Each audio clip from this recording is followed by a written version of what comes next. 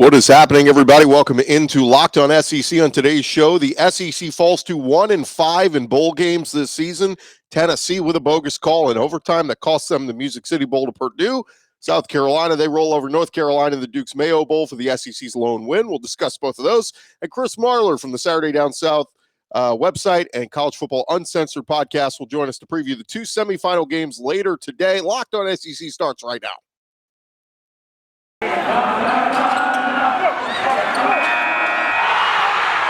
You are Locked on SEC, your daily podcast on the Southeastern Conference. Part of the Locked On Podcast Network, your team every day.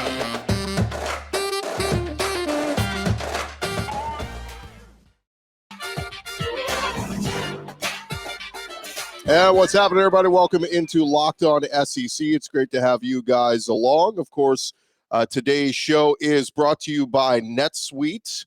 NetSuite, the number one cloud financial system to power your growth. Head to netsuite.com/LockedOnNCA for special end-of-year financing on the number one financial system for growing businesses. And, of course, Locked on SEC is available on all platforms, including YouTube and at LockedOnSEC.com. And we thank you guys for making Locked on SEC your first listen every day. Let's jump into it. We got plenty to get to. Let's go around the conference. Boots out to the right. Intercepted. Makes the handoff.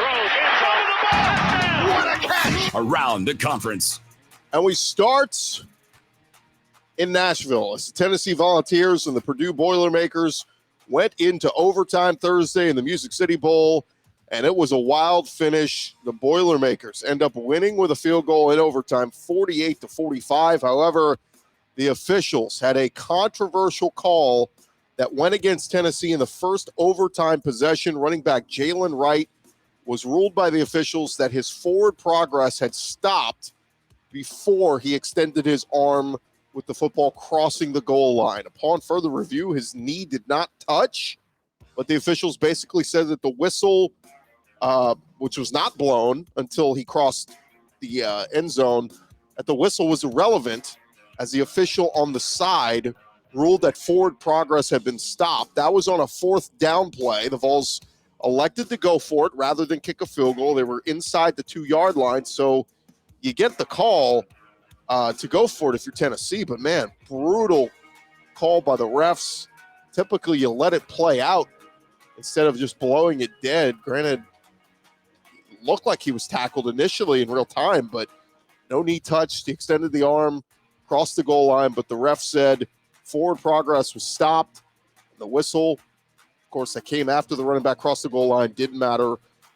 Brutal loss for Josh Heupel and company. There was some good in this game, though, for the Volunteers. Hendon Hooker set a Tennessee Bowl record with 5 passing touchdowns. Jabari Small, he was unstoppable most of the night. 26 carries, 180 yards and a touchdown at the running back spot. Cedric Tillman, a monster day at receiver, 7 catches, 150 yards, and 3 touchdowns. He also broke a Vols record with his 7th straight game with a receiving touchdown. Good news for those guys. They're all back next year. Bayless Jones in his last game for the Vols, he had 10 catches for 85 yards and a score, but none of that was enough as the Vols lost 48-45. Tennessee did also break a single season program record for scoring, surpassing the 1993 season where they scored a total of 484 points. The Vols passed that yesterday, but ultimately not enough, and a disappointing loss for a lot of Vols fans who were very upset. A lot of tweets out there saying, that was a touchdown. That was a touchdown. And the refs didn't see it that way. Over in the Duke's Mayo Bowl, South Carolina, they outplayed North Carolina for much of the day, winning 38-21 for the lone SEC win so far. The star of the day was Takarian Joyner, who's been primarily used as a wide receiver the past 2 seasons, delivered a big performance from the quarterback spot, connecting on 9 of 9 passes for 160 yards and a touchdown. He also added 64 yards rushing. Zeb Nolan, he did take some snaps at quarterback, but mostly it was Joyner who was the star of the day. Following the win, Joyner was named the Mayo Bowl's MVP. He was overcome with emotion. Another big performer of the day was Kevin Harris, the running back, who, had a fantastic day. 31 carries, 182 yards, and a touchdown. It was his biggest game of the season, only his second game over 100 rushing yards this year.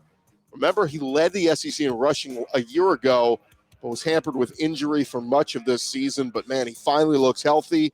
And after the game, Kevin Harris announced he is declaring for the draft and will be going pro. So, look, while you're hot, go ahead and jump to the next level. Congrats to Kevin Harris on a solid career in Columbia. Now, in his post-game press conference, Shane Beamer said he does not see a ceiling for South Carolina football, noting that the Gamecocks have won national championships in other sports like baseball and women's basketball. He said, there's no reason we can't win a championship in football as well.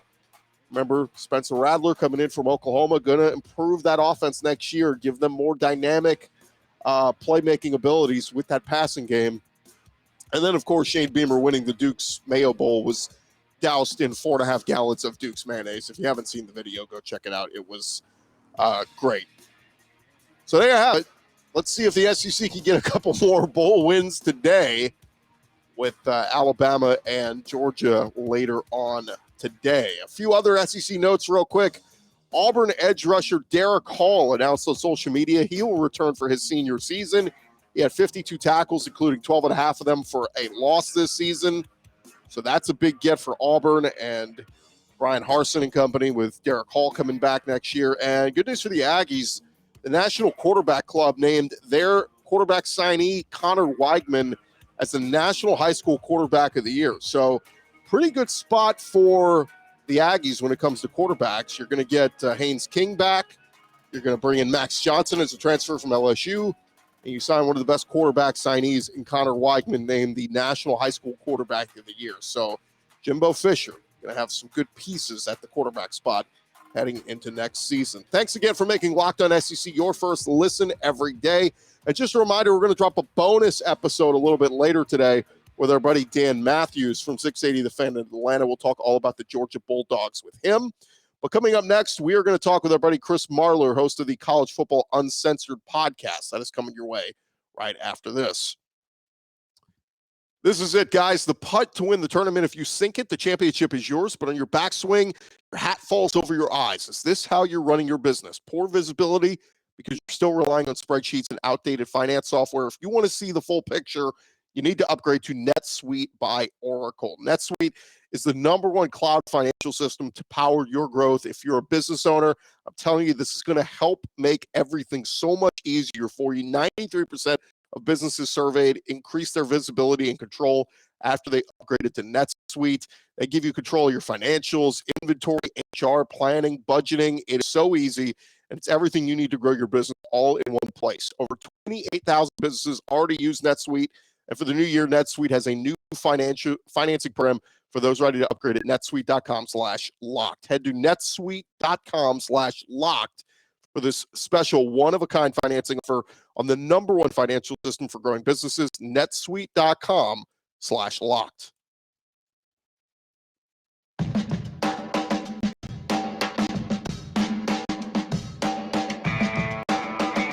We're all along here, Locked On SEC. One of our favorite guests to catch up with, talk all things college football, is our buddy Chris Marler from the College Football Uncensored Podcast. And he joins us now, so let's just jump right into it. Chris Marler, in your mind, what has been the biggest surprise for you so far in the bowl season? Is it the SEC struggling in so many of these games? Is that what you would say?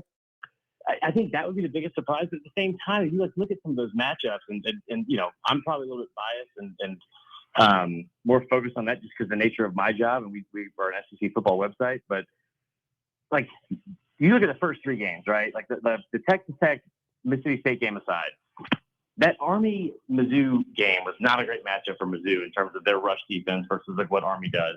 I thought UCF was a better team than Florida, to be honest, going into that game, despite them being an underdog.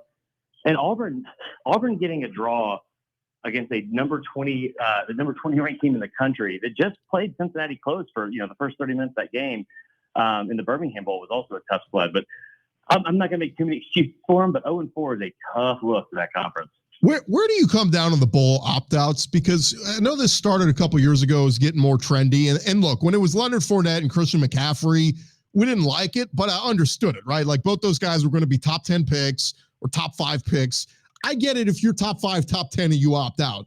But we've got Chick-fil-A Bowl, between Pitt and Michigan State, and neither of those teams' best players are playing. Kenny Pickett, the quarterback for Pittsburgh, and Kenneth Walker, the running back for Michigan State. Like, I understand, like, oh, the bowl game doesn't matter. It's not a playoff game. But, like, are we getting a little bit too silly with the opt-outs and the big stars opting out of these bowl games just because they're not playoff games?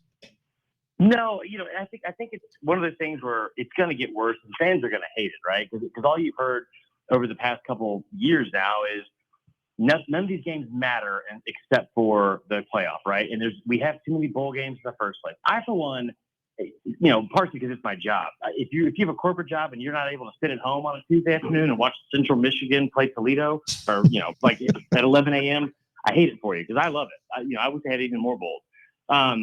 At the same time, though, I think it makes even more sense for somebody like Kenny Pickett, somebody like Kenneth Walker to sit out because, those are two guys that, like, on tape for this entire year have had incredible seasons. So really, what else do they have to prove, right? I mean, you're going into the draft where, like, your tape is your best resume. And it's not going to be, especially with quarterbacks, so when you go to, like, the combine, a lot of money is made and lost there. At the same time, there's nothing else for these guys to prove. And so I would hate it for them if you go down to Atlanta and in a meaningless game, really, where it's just, besides getting a trophy in a trophy case at a school you're leaving, and you end up getting hurt and cost yourself millions of dollars, that would be an awful, awful way to start and possibly end your pro career. So I'm all for it. Well, let's get into previewing the two big playoff games. We'll start with Alabama-Cincinnati. I'm cautioning people a little bit on this game just for the simple fact that, look, Alabama, I doubted them for much of this season. I know that sounds crazy because Nick Saban, never doubt him and all that kind of stuff. But, like, we saw games where Alabama lost to A&M. You could argue they maybe should have lost the Florida game. They definitely should have lost the Auburn game. They probably should have lost the LSU game. Granted, give them credit. They found ways to win. But why did they almost lose those games? It's because they didn't play well. There were times where the offensive line didn't play well. There were times where the defense didn't play well. And so all of that was completely out the window with how they played in the SEC championship game. They played their best game of the season. Georgia played their worst game of the season, and Bama won. And that's great and good for them. But I'm also not in the mindset of all of Alabama's warts just went away. This is the best team. It's Saban. They're going to win the title. I'm not there because I saw them struggle for a lot of weeks. And this Cincinnati team is coming in hungry, basically with nothing to lose. I wouldn't be surprised if they ran fake punts, trick plays, put it all out there because nobody's picking you to win this. Are we being a little bit too overboard with saying, oh, Bama's just going to steamroll Cincinnati? All right, first off, I don't know why you're yelling at me, for one. I know that you're not the biggest fan of Nick Saban in Alabama, but still, no, honestly, there's not a single thing you said in there that I would argue, except for the fact that you said that there were times that offensive line didn't play well. At times, it was the whole season except for the Georgia game. You know what I mean? Like that offensive line was an absolute liability throughout the season. And I mean throughout the entire season. So I completely agree with you. Now, admittedly, as somebody that grew up around being an Alabama fan, it's one of my many flaws, like I always tell you. I feel like I've almost lost the ability to objectively predict what this team's going to do. I thought they'd blow out LSU. I thought they'd blow out Auburn. I thought that they would lose by 14 or more to Georgia, and I was wrong in every single one of those. Now, like you said, the one thing you have to give them credit for is that they found a way to win those games. I think, before the Georgia game, I was talking on a Georgia podcast or something, and they had brought up the fact, in losses this season, Bryce Young is da-da-da. And I was like, well, I'm going to stop you right there because he only has one loss. But I think there's a lot to be said for the point you brought up, which was Bama played their best game in Atlanta. And what worries me is if you're going up against a defense like Sauce Gardner, like Cincinnati's with Sauce Gardner at corner, and you have only one healthy go-to receiver, Slade Bolden is not going to go win you a football game, right? Like, that's just not going to happen. And so nothing against that kid, but he is not John Mechie. So with Mechie being out with that torn ACL, what I fear, if you're a Bama fan, is I think this is going to look a lot like somewhat of like how that first half and most of the second half looked against Auburn, where you have Jameson Williams out. Now, granted, those are two different receivers. Mechie's not a guy that's going to take the top off the defense quite as much as Jameson Williams. But when they were kind of one-dimensional in the passing game, and those tight ends have struggled all season long with just catching the football. I think Bama is going to be in for a dogfight tomorrow. And you heard what Bill O'Brien said. I know he's your favorite coach.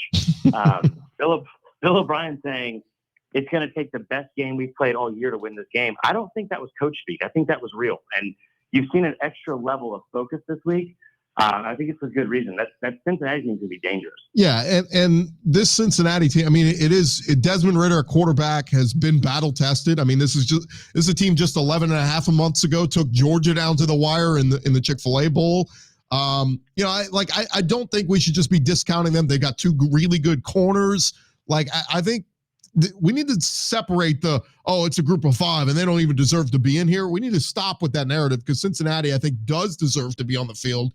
And I think we're going to see it tomorrow. I would predict probably close at halftime. Bama maybe pulls away in the second half, but don't be surprised if Cincinnati covers that 13 and a half. Is that fair? Yeah, I think it's completely fair. And listen, there's a reason why that line hasn't moved, right? I mean, you keep up gambling just like I do, probably not as much, which is, probably why you still. I'm not a degenerate. Yeah, well, yeah, I was going to say dedicated, but sure. But yeah, I mean, like when you look at some of the stuff that like this Cincinnati team presents, I think there's a lot of matchup issues that you're going to see for Alabama, and even talking about like if the line doesn't move, it's still at 13 and a half. That says enough to me. But yeah, the extra chip on your shoulder, like coming in there with nothing to lose. But yeah, I think Bama is and granted, we could be wrong because what do we end up seeing most of the time in these semifinal games? It's supposed to be the 1 versus 4 and 2 versus 3, these incredible matchups. And what we end up seeing is these blowouts. I think they've been decided by an average of 16 points per game or something like that over the last however many years. So I don't know. I'm with you though. I think it's a dangerous game for Bama. We'll continue our conversation with Chris Marler in just a second, and we'll get his thoughts on the Georgia-Michigan game. Of course, it is the new year, so that means New Year's resolutions. If yours is about getting fit or eating healthier, make sure you include Built Bar in your plan. Built Bar is the protein bar that tastes like a candy bar, maybe even better than a candy bar. Built Bar makes it easy to stick to your resolutions because it tastes so good, you'll want to eat it. Unlike other protein bars, which can be chalky or waxy or taste like a chemical spill, if we're being real.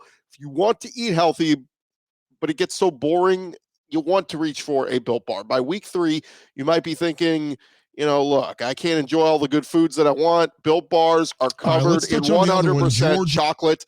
Go check out Built Bar. They are covered in 100% chocolate, 130 calories, 4 grams of sugar, 4 grams net carbs, 17 grams of protein. Compare that to a candy bar, which usually has around 240 calories, 30 grams of sugar, dozens of net carbs. Here's an idea. Go to Built.com right now. Use our promo code. Get 15% off your order. That's locked 15% off your order at Built.com.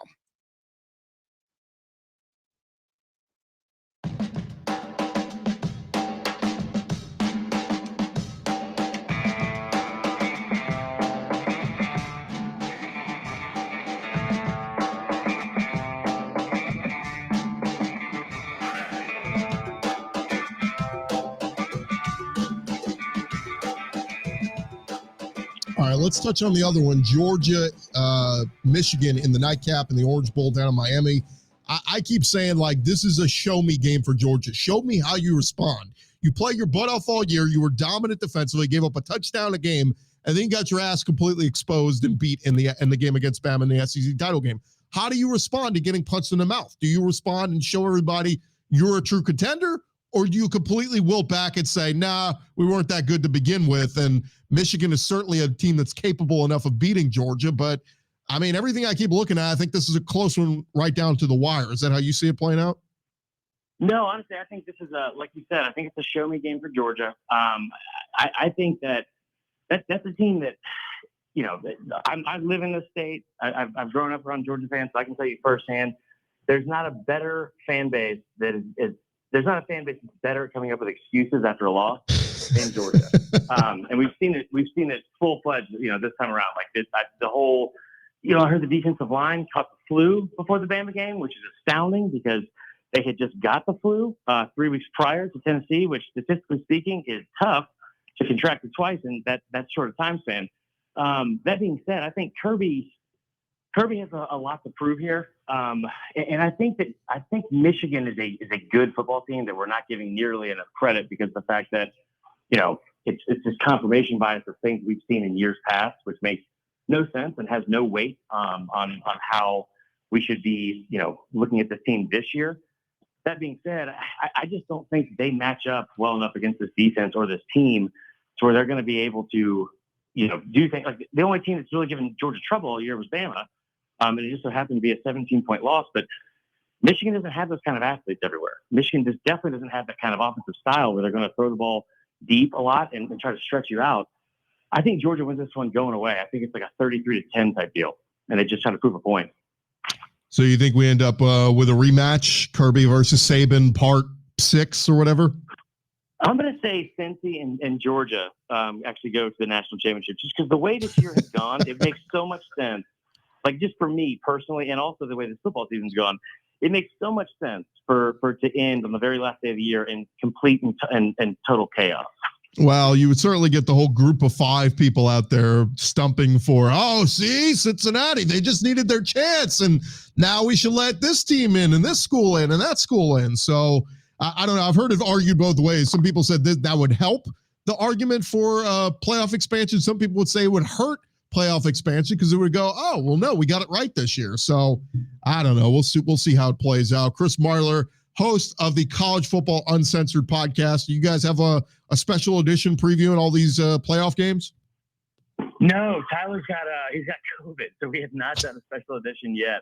We are going to just recap all the games on Sunday and go from there. So that's about it. Thanks for bringing it up. Hopefully my boss isn't listening.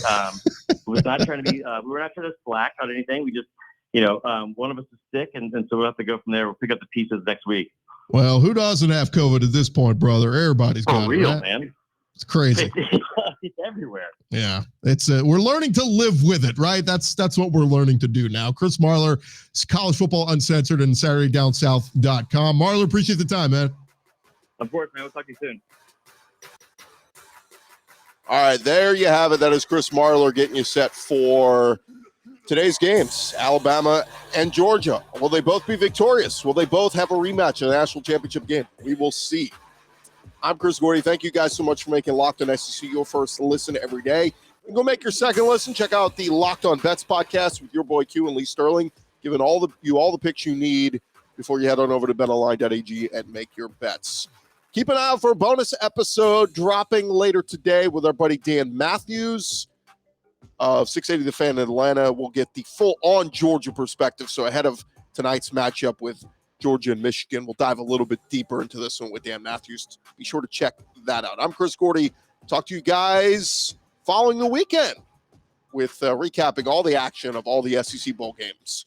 Go SEC. Let's get some more wins here, right? Talk to you guys on Monday.